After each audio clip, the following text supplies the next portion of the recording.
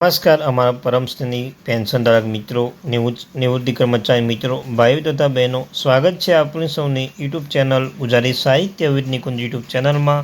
હું નિકુંજ પરમાર આપ સૌનું તહેદિલથી આજના વિડીયોમાં સ્વાગત કરું છું મિત્રો.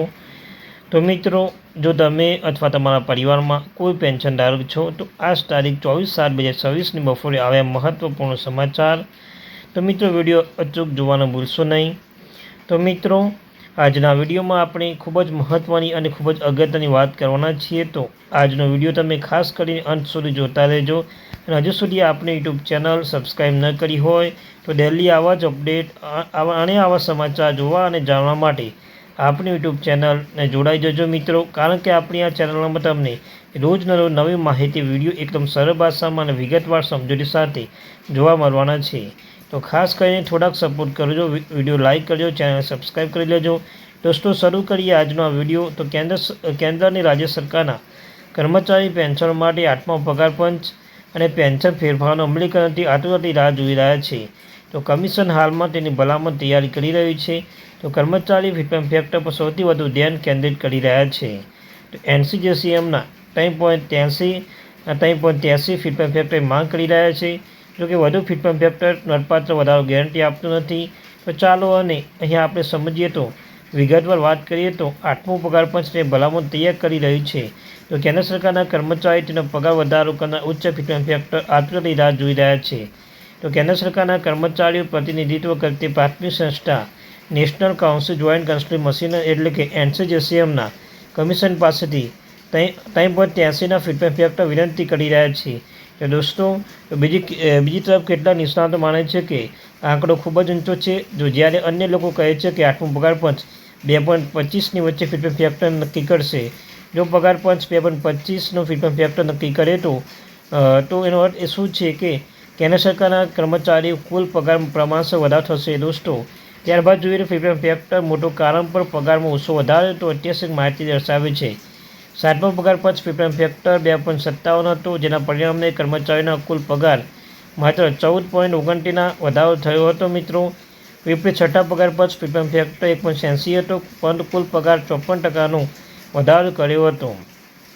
બેંક બજારનો અંદાજ સૂચવે છે કે 8મો પગાર પંચ ફિટમેન્ટ ફેક્ટર 2થી 2.57ના રેન્જમાં સેટ કરે તો પણ 1.1થી 18 તમામ સ્તર કર્મચારીઓને કુલ પગાર 31.68%નો વધારો જોવા મળી શકે છે.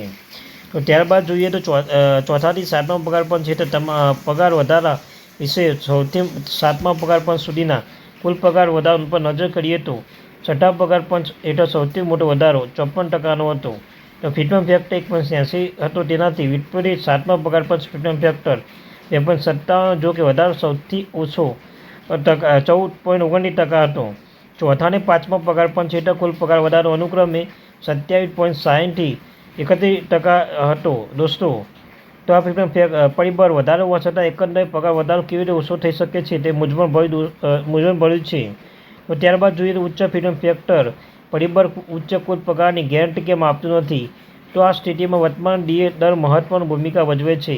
ઉદાહરણ તરીકે, જ્યારે 7મો પગાર પંચ અમલ કરવામાં આવ્યો હતો ત્યારે તેનું 6ઠ્ઠા પગાર પંચ DA દરમાં 125%નો સમાવેશ થયો હતો. આનાથી અર્થ એ થયો કે હાલમાં ફિટમેન્ટ ફેક્ટર કોઈપણ વધારા વિના 2.25 મૂળભૂત પગાર 100%નો